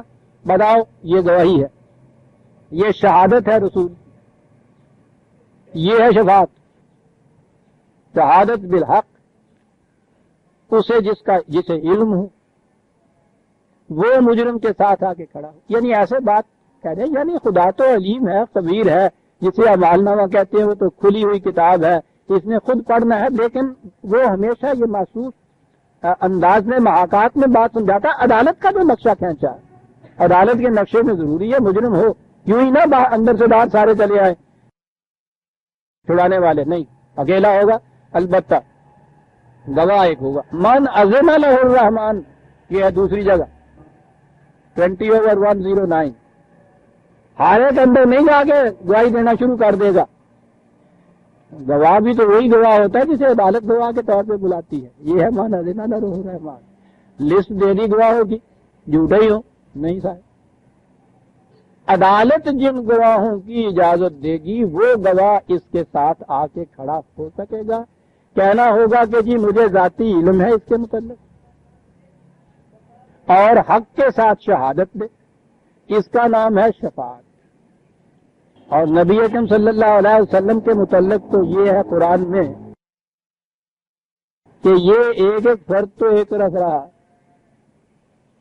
وہ تو جب یہ پورے کا پوری قوم آئے گی ہمارے ہی متعلق بات ہو رہی ہے، انفرادی مقدمے کی بجائے حضور خدا سے کہیں گے کہ یا اللہ انا اعلی قوم اتخذ القرآن مہجورا، یہ ہے وہ میری قوم جس نے قرآن کو چھوڑ دیا ہوا تھا، ہماری شہادت تو یہ ہوگی وہاں پر رسول ہمارے متعلق کہہ دے تو ضرورت ہی نہیں ہے ان کے فردن ان کو عدالت میں پیش کرنے کی۔ رسول پکارے گا کہ اے میرے رب یہ ہے وہ میری قوم ہی ہے وہاں جس نے اس قرآن کو مہجور کر دیا تھا، باندھ کے رکھ دیا تھا رسیوں میں، چھوڑ دیا تھا اس قرآن کو۔ یہ شہادت ہمارے ہاں، اسی لیے قرآن نے دوسرے مقام پہ کیا کیا باتیں میں عرض کروں صاحب جو کہتا چلا جا رہا ہے۔ شفاعت کو بھی اس نے دو حصوں میں تقسیم کیا ہے۔ پہلے تو یہ سنیے، کبھی یہ تصور بھی آتا ہے کہ کوئی کسی کی سفارش کرے اور وہ سفارش وہ کرے جو اس کے خلاف جائے، اسے تو سفارش کہتے نہیں، وہ تو اس کے خلاف جانے والی چیز ہوتی۔ سفارش کا معنی یہ ہے کہ اس کے ہاتھ میں کچھ بات کہے، لیکن شفاعت کا یہ لفظ جو یہ معنی جو ہے قرآن کے یہ ذہن میں رکھیے اور پھر دیکھیے کہ کیا کہتا قرآن۔ یعلمون علم ہونا چاہیے، شاہدہ دل حق، حق کے ساتھ سفارش وہ کرے۔ یہ وہ شفاعت ہے، کہا 4/85 4/85 بڑی اہم آیت ہے۔ من یشفع شفاعتا حسنتا یکن لہ نصیب منہا، جو حسنہ شفاعت کرے، صحیح شہادت دے، حق کے ساتھ اس کے متعلق بات کرے جس کا علم ہے، اس کا یہ اس طرح سے شہادت دینا جو ہے یہ بھی ایک نیک کام ہے، اس کو اس کا اجر ملے گا۔ وَمَن يَشْفَعْ شَفَاعَةً سَيِّئَةً يَكُنْ لَهُ كِفْلٌ مِّنْهَا، اور جو کسی کے خلاف کا بات کہا جائے گا کسی کے کان میں، وہ برابر کا مجرم تصور کیا جائے گا۔ دونوں جگہ شفاعت کا لفظ ہے، تو شفاعت تو حسنہ بھی ہے، شفاعت سیئہ بھی ہے۔ یہ کیا چیز؟ یہ وہی چیز، جھوٹی گواہی کسی کے خلاف دے جائے، شفاعت سیئہ۔ سچی بات کسی کے متعلق ہے مبنی بر علم، یہ شفاعت حسن۔ یہ ہے عزیزان من سارا مقصد جو قرآن کریم کے اندر شفاعت کا۔ سفارش اس کا ترجمہ غلط، ہمارے ہاں یا تو لفظی شفاعت آئے گا، اس کا مفہوم سفارش آئے گا، شفاعت کی اب معنی سفارش ہو گئے، اور پھر اس کے متعلق تو ہمارے ہاں وہ قوم جو اعمال کے ذریعے سے جنت نہیں حاصل کرنا چاہتی، یا تو بخشش کے ذریعے سے، تو وہی بات ہے، یہ بخش دینا بھی شفاعت کی جائے گی، سفارش کی جائے گی ان مجرموں کی، اور یہ پھر بخش دیے جائیں گے، معافی کر دیے جائیں گے سفارش پر۔ ہمارے ہاں تو تصور ہی ہے عزیزان من،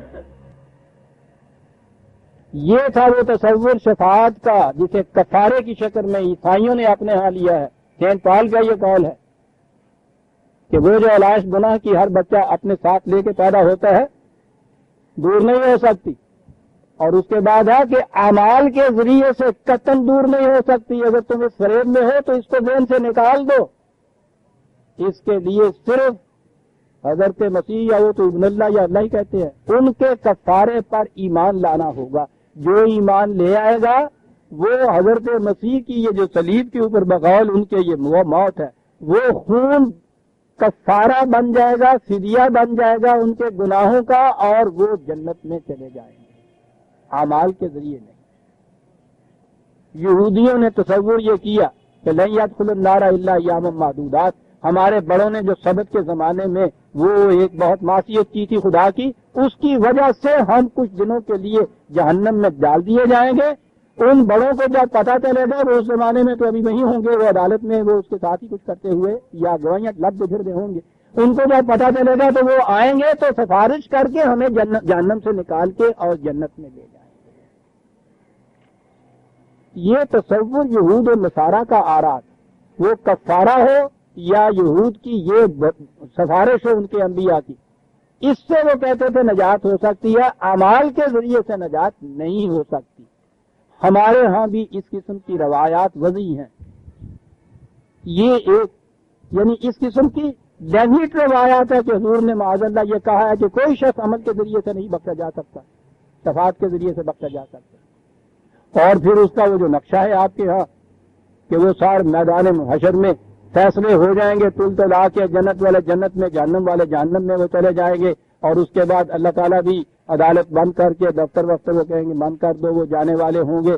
اس کے بعد وہ دیکھیں گے کہ ایک شخص میدان میں سجدے میں پڑا ہوا ہے، سارا میدان خالی ہے، تو آپ کو علم یہ کہیں گے کہ صاحب یہ کون ہے، پتہ لو، کھڑے ہو جائیں گے۔ پھر میں یہ عرض کر رہا ہوں کہ کس قسم کی وہ روایتیں جو ہمارے یہاں دار آ گئی اور راہ آ گئی، تو معلوم کیا جاتا ہے کہ نبی اکرم صلی اللہ علیہ وسلم سجدے میں پڑے ہیں صاحب، پوچھا جائے گا کہ میرا معبود ساری دنیا جنت کے اندر چلی گئی اور یہ ابھی تک باہر ہے، کہیے کیا کہتی ہوں؟ کہنا میں نے کیا ہے کہ امت میری ساری جہنم کے اندر، تو میں سونا لگنا جنت جاندہ ہوا، معاذ اللہ میں تو نہیں جا سکتا جنت۔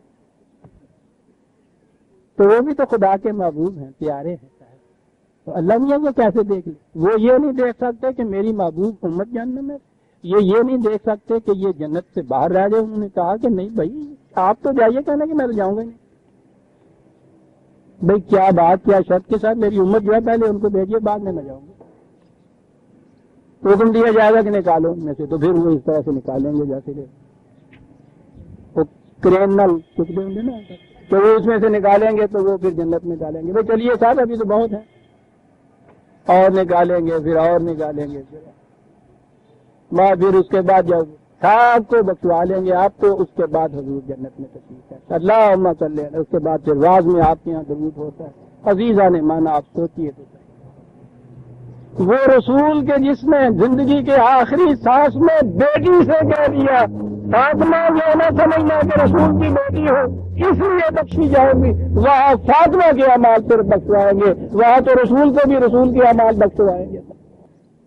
کہاں سے کہاں آپ پہنچے گی، اور بد عمل قوم جو ہے وہ اس قسم کے فریب میں اپنے آپ کو مبتلا رکھتی ہے،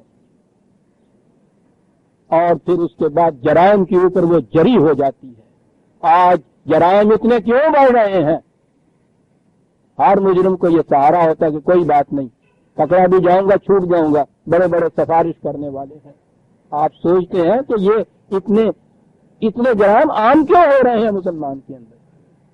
انکانشیسلی اس کے اندر یہ چیز ہے کہ کوئی بات نہیں ہے، شاید یہاں کی سفارش ڈلوا لوں گا تو نہیں پکڑا جاؤں گا، باقی رہا تمہارے وہاں کا تو ایمان تو ہے، وہاں بھی اس قسم کا ہمارا شفیع المذنبین ہے، وہ وہاں بخشوا لے گا، یہاں بھی راوی عیش لکھتا ہے، وہاں بھی ہم چلے جائیں گے۔ کون سی چیز ہے جو آپ کو ارتکاب جرم سے مانع ہو جائے عزیزان؟ لیکن لیسا بامانیکم والا امانی اہل الکتاب، قرآن نے کہا ہو بابا نہ تو ان یہود و نصارہ کی اس قسم کی آرزوؤں کے مطابق، نہ تمہاری اس قسم کی بےہودہ آرزوؤں کے مطابق، بلا امان نہ سلام وجہ اللہ وفا موسم۔ وہاں تو ایک ہی اصول ہے کہ جس نے بھی اپنے آپ کو قوانین خداوندی کے سامنے جھکا دیا اور حسن کارانہ زندگی بسر کی، وہی ہے جو جنت میں جا سکے گا، دوسرا کوئی نہیں جا سکے گا۔ وقت سے بھی 5 منٹ زیادہ ہو گیا عزیزان من۔ آج ہم سورہ مریم کی 87 تک آگے جی 88 آیت سے ہم آئندہ لیں گے۔ ربنا تقبل منا انک انت السمیع العلیم۔ شکریہ۔